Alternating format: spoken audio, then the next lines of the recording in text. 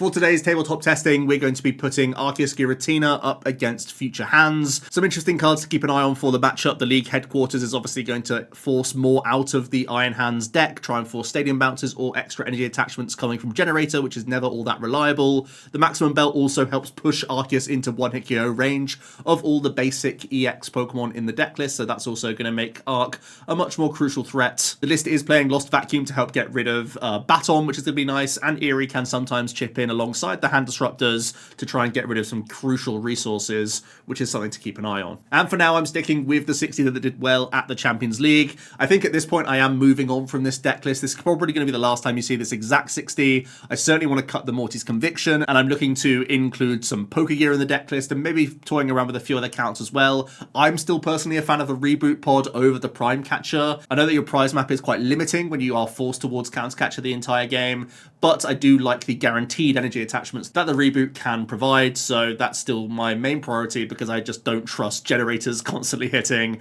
and I'm fully aware that Lost Vacuum is going to be in certainly Arceus decks, certainly Lost Zone decks, and Charizard as well. So of the top meta decks, I expect every now and then a Baton won't proc, and I want to have some backup acceleration for those situations. Stick around for some other considerations for both these archetypes at the end of the video, but for now, enjoy the games. If you're looking for PTCG live codes, make sure you check out the Potown store. You can get a 5% discount on your orders using that code OmniPoke. So getting into this first game, Tim is on the right, and he's going to be starting things off with an Arceus attachment as well as a Bidoof, and we pass over to me. I have a turn 1 Arven, and I've got that Iron Crown EX in the active position. I can grab that Electric Generator and Future Booster Energy Capsule, and there's actually a chance, not a high chance, but a possibility that I can KO this Arceus turn 1 if I can get 2 hits from Electric Generator. I have Nestball and Techno Radar in hand, so I can get a lot of Pokemon developed here. I get the Miraidon as the backup, just in case the Generator doesn't hit the double, so that I can at least get a speed peak in. We do have that Iron Hands into the Generator, 5 big cards here. I do hit just the 1 Lightning, so I can't one-hit KO the Arceus. And it actually doesn't take much for this deck to get that. But yeah, I can booster my way to the bench and then get a swing in for 100 damage thanks to the buffs of the 3 Iron Crown. And suddenly Iron Hands has 3 energy on it. And there's also a fairly damaged Arceus that I could possibly 2-shot with an Ampy very much as well, which is pretty appealing. I only have a 1-card hand, so I'm really hoping the Gift Energy can do something here for me.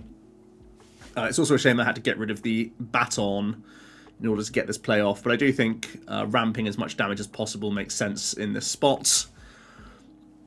Tim has an Ultra Ball, is going to get rid of Judge as well as a Grass Energy, switching it up for the Jet there that's in hand, and we'll just grab Arc V-Star and we'll instantly flip the V-Star marker. Certainly needs double turbo here. So after a little more deliberation, I think we've come to grab a research for a deep dig into the deck here, I think, as well as double turbo. Seems like a safe choice.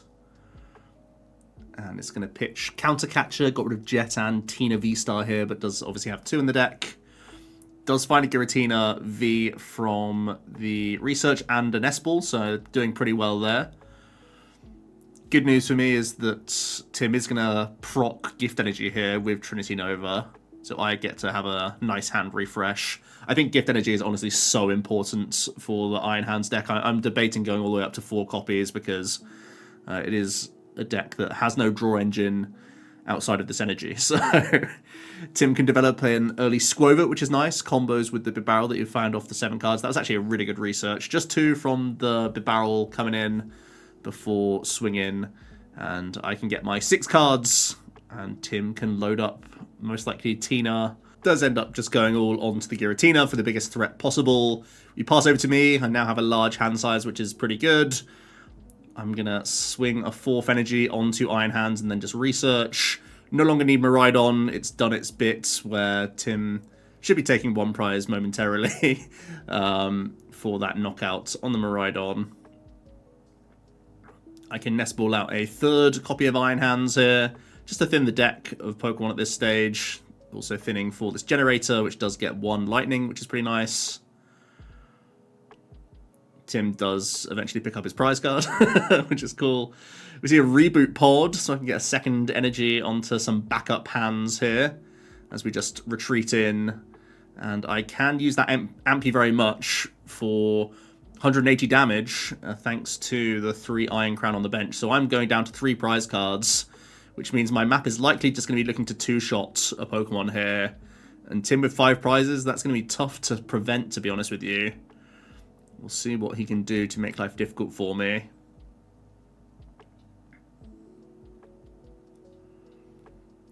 Looks like Tim's debating whether or not to attach a basic energy or should do like Scrovert the barrel things to look towards double turbo, which would seriously help out his position a lot more here. I do think it's pretty reasonable to just go Scroverting, and he does end up going for the Nest Stash first. Sees a quick card. And is it playable here? Definitely a debate. It's going to be maximum belt onto Arc, which certainly makes sense, and then just be barrel for the fresh 5. I think I see Iono in the hand now, which could be pretty reasonable, especially because I don't have gift energy protection right now.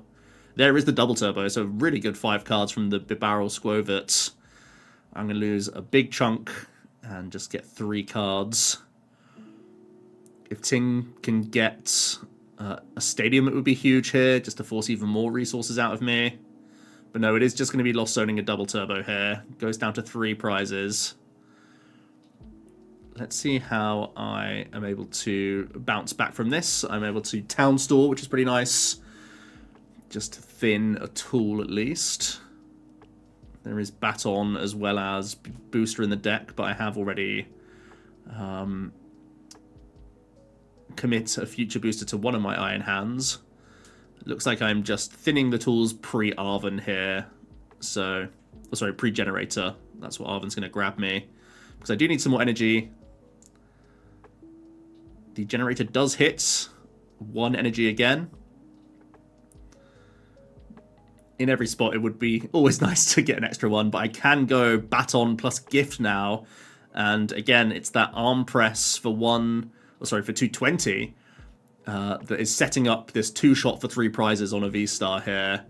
And with Baton developed on the bench plus Gift on the Baton plus Gift both on the active, I'm feeling like I'm in a pretty good spot, to be honest with you.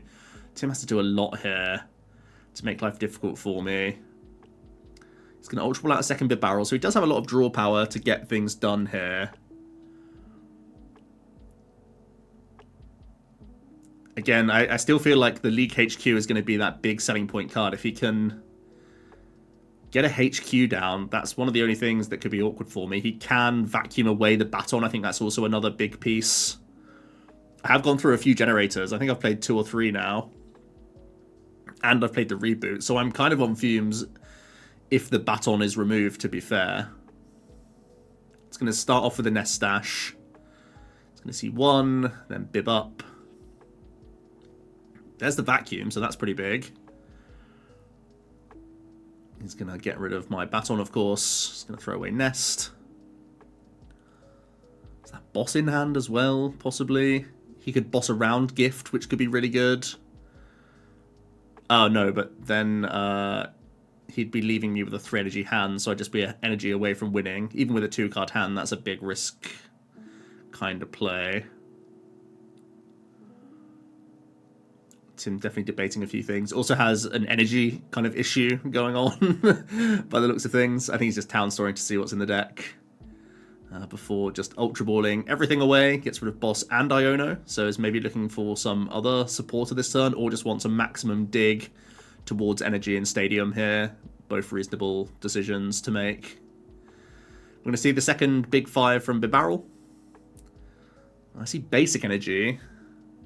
Is there a turbo in there? There's a judge coming in. So he's still continuing to cycle here. I think it was a risk to not get an energy attachment down here. I think attaching to Arc is allowed, even if it is just a basic energy there. And you can just remove 2 energy from your active. I'm not too fussed about the 4 cards from Judge, honestly. I'm going to get gift energy activation by the looks of things now anyway. So it was mostly Tim doing it for his own card draw. He does find double turbo though, so that's good. He could attach to Arc here and remove 2 from the active, and he'd be losing to final generator plus attachment, or if generator hits 2 energy. It's not a comfortable position, but... So I'm just pausing it here because Tim decided to attach double turbo to a benched Arceus, then remove that to get the lost impact, which I think is basically always a losing play because it means now I'm just 1 energy away on my benched Iron Hands. Even if I don't win the game next turn with an Amp You Very Much, I take all energy off his board, and then he's completely without any attackers, so I can just find another prize elsewhere. So this was most likely the losing play. I think the winning play is double turboing the V-Star on the bench and getting rid of 2 energy on the active. That means that he's playing around essentially the last generator not being accessible. If it's still in my deck or if it's prized or whatever, Tim could still win there. Ironically, if he had this alongside a stadium bump, he'd be in a really, really solid position, because even with a large hand side, I'd have to find another stadium bounce, plus I'd have to find generator that hits, plus energy attachments as well. So I actually think Tim was in a really, really strong spot. Just at the end there, kind of got away from him. So we can just see how this one plays out. I definitely have energy in hand, right? So I could just take out the Arceus, then there would be no energy remaining. But the kind of interesting thing was that I actually did have my last generator prize. So if Tim had taken the right line, I think he basically always wins there. So pretty interesting how things worked out in that first game. Did just want to mention it because definitely, as we were discussing it live at the time, it was a big deal. So let's go on to the second game and see how things change up this time around. So I'm going to go first in this game because Tim went first in the first one. I get an attachment onto Iron Hands and I pass. It's not much, but as we've seen, the deck and the matchup can very much come down to how easily I can stream hands, and honestly just getting a ton of attachments sometimes is pretty good because it's so hefty to maintain these attackers, even with the amount of acceleration in the deck. Tim obviously has a very good start because he throws away DTE plus Iono with this opening Ultra Ball, so you got to think he has more of those in the hand, or some other supporters in addition to energy attachments. Just passes, so it looks like he's holding on to whatever supporter for next turn. Possibly because he saw me attach pass, he devalued the Iono that turn at least. But I do have an Arven to get into this game. I can radar away a lightning energy and get some more future chaps into play. This low hit point Bidoof is looking like a prime target for my Miraidon, and I have a second gift energy, which is really excellent here because my hand size is going to be quite low by the looks of things. I'm going to throw a future booster onto the active as well, and then I'm just going to take the 1 prize knockout and accelerate to this Iron Hands.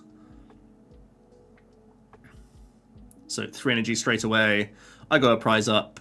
Tim has the Arc V-Star though, and straight away he knows what he wants. I see boss. Is this good? Oh boy, it's boss maximum belt. So yeah, there's the energy attachment, there's the maximum belt, and he can gust up Iron Hands immediately, which is terrifying. A lot of my work undone straight away, and he can ramp up this Tina immediately. So yeah, very strong turn from Tim there. I get some extra cards, but it's nothing compared to giving up 2 prizes and giving up a Iron Hands in the process. That's pretty rough for me. I find a Baton, and then I can radar out my final few Pokemon, just some more crowns to push my damage output. Actually pretty important here because I'm obviously going to be using Accelerating Peak if I don't have like some chaotic generator turns. So the fact that I can ramp this damage up to a meaningful 120 is really, really solid. So it's going to be another Hands powered up. It has, once again, Gift, and this time Baton at least. So I'm hoping that it's hard for Tim to... Firstly, I really hope he can't just boss again, because he doesn't really have much of a draw engine ready to go. I really want him to take a single prize knockout. And I want to get value from this Hands, but I definitely feel behind after that early Gust maximum belt combo. So it's going to be an Ultra Ball from Tim. And I think this was another big decision in the game. We first debated the V-Star, and then I think he changed his mind for a regular V. And I think his gut instinct was actually correct. If he is able to ramp a V-Star here and just get 6 energy onto it instead of splitting his threats here, Because he's having to take this one prize, he has to attack 2 more times after this to win the game. But if he just makes a tanky V-Star here, even if I take a 3-prize knockout on the next arc on this damaged arc V-Star, I would still have to 2-shot his Giratina V-Star, and it would be powered up for the remainder of the game and could easily just 2-shot me to victory, and I would have no response to that. So again, it's one of those, once we see the game and discuss it after the fact, I can highlight what was probably the best line, which was actually just going 6 energy Tina V-Star on the bench, rather than having these 2 split up right now, because Tim's activated Counter Catcher, which is kind of helpful for me, just to take a 2-prize knockout, and then I can keep Counter Catcher for my last 3-prize turn on this damaged Arceus. So it really opens up my Counter Catchers, which is a big part of the deck as well, which wouldn't have been open to me if I had to 3-prize turn this V-Star in the active, because he had a V-Star on the bench that would have been a huge threat. So yeah, I think Tim immediately takes the game away from me if he just made a Tina V-Star last turn.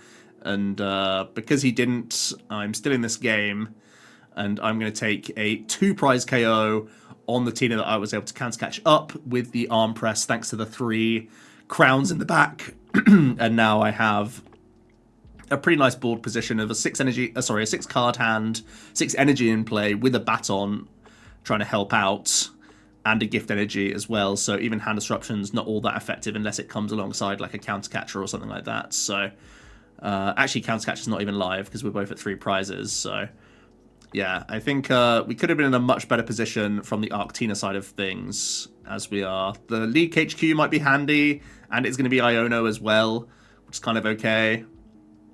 Doing all you can, I suppose. See a Bidoof in hand. Don't see much else, to be honest with you. I don't think there's even any... Well, this Tina can't actually attack, but I think, yeah, did draw into the switch. Didn't want to switch back into the arc. The arc could obviously take Tim down to 1 prize, but it's a heavily damaged arc, so you can't do that. Especially when I had the baton. I can swing the 4th energy onto hands and just get the research off the Iono, which is pretty fortuitous. I can get a future booster down. I can generate mostly just the thin cards out at this stage, and so that I'm never getting mugged off by another League HQ, because I can just take the 1 prize on this Bidoof that Tim's trying to hide behind to buy a turn. I'm also just going to bounce Stadium. Again, one of those things where I'm not even worried about another HQ coming down, to be honest with you, so I might as well just get rid of the Town Store. Tim's going to go back into the Arc, top deck to Iron Leaves, and that doesn't help out too much, unfortunately. But yeah, like I said, both of those games, interestingly enough, were in the hands of the Arctina player, just were some decisions slightly different. So I do think this is a tough matchup for the Future Hands deck. Even though it was a 2-0 victory for me, it all looks very different in the context of how the game could have gone had it played a little bit differently. So taking that into consideration that the Arctina matchup's a tough one for Future Hands, let's talk about some other considerations. So for some other considerations for the Future deck, certainly the Gusting cards are a big debate. When you're locking yourself into just counter catchers, it can make you vulnerable or make you take certain lines of play that you may not want to do, just so that you can sort of close the game that little bit easier with the likes of counter catcher. So having Prime Catcher instead of Reboot is a pretty interesting concept. Obviously, the Reboot gives you some protection against some bad generators, or every now and then your opponent actually gets the vacuum on your baton. You at least have some fallback play, with the Reboot being some guaranteed acceleration, but the Prime Catcher lets you be a little bit more flexible with your map.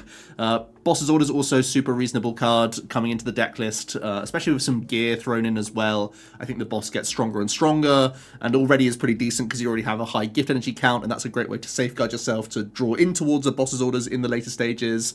An Iron Bundle, quite searchable with the Techno Radar, could be another good option just to push something out the way, to make life a little bit more awkward for the opponent if they are trying to just buy a turn or offset your prize map in one way, shape, or form. And then the sort of tech cards, mostly for Arceus, these matchups where your Iron Hands can't reach into that 1-hit KO range.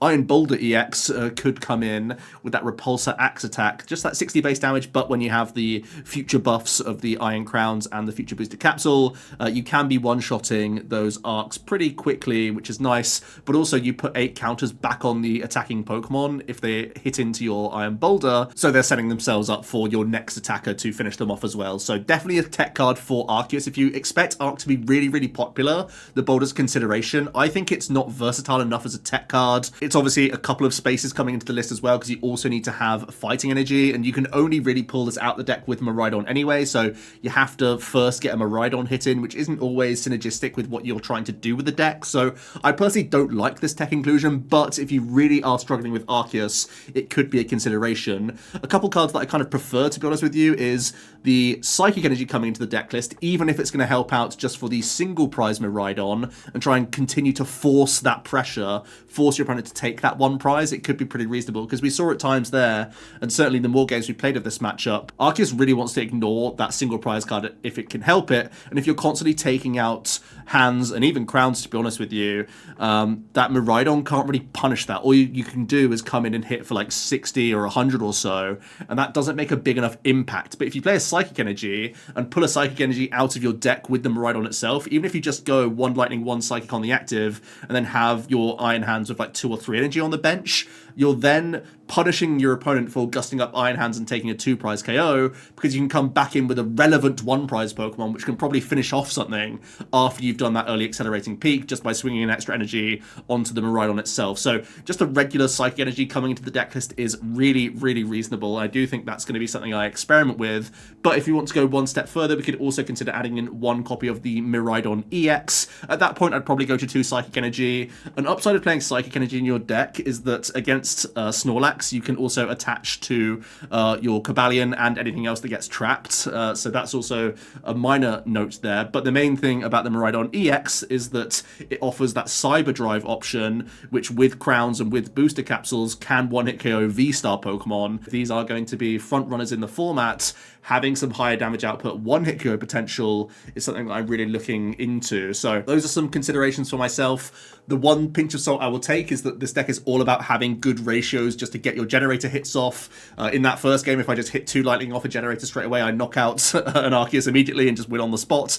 And that could just happen in so many positions against a lot of archetypes. You can completely take the prize race away from them and completely ruin their board as well. So I think there's going to be situations where none of these cute techs matter if your deck is just on full cylinders. So that's another thing to be said. These are cute tech cards that can be situationally helpful, but is it worth diluting the overall simplicity of this deck, just getting into games as quickly as possible and trying to impose that prize race? And then for Arceus, I really don't think my list is too far away from optimal, to be honest with you. I've really enjoyed the counts that I've got in there. It seems like it's got a good mixture of consistency and a few headaches. I actually like the League Headquarters. I think it's really valuable right now. Going to be annoying for the Future Hands deck, going to be frustrating for Ancient boxes and even Lost box as well, which is picking up in popularity. So I actually do quite like Arctina's positioning. It feels like quite a safe deck in the format. I wouldn't stray too far from the list that I've represented, but if you possibly want to make some cuts, weaving in a Radiant Gardevoir could be good for mirror match situations and also good for the Lost Tina matchup as well, for making it harder to KO your Arceus at least. Forcing that V-Star power can be helpful at times. You can lean into the eerie side of things by doubling up to 2 copies or having some of these frustrating item or tool cards like Grabber or TM Devo. The stadium count is debatable, but I do like HQ personally as a tech inclusion right now. And we could also think about changing up the support account if we want to. Cryptomaniac has great synergy with Squove at the Barrel, and Sharon's Care is a means of picking up your Pokemon that doesn't discard everything alongside it, which is also a pretty big upside. Let me know your thoughts down below. What do you think is the stronger archetype of the two, the Future Hands deck or the Arctina? Thanks so much for watching, and I'll see you tomorrow for another video. Cheers.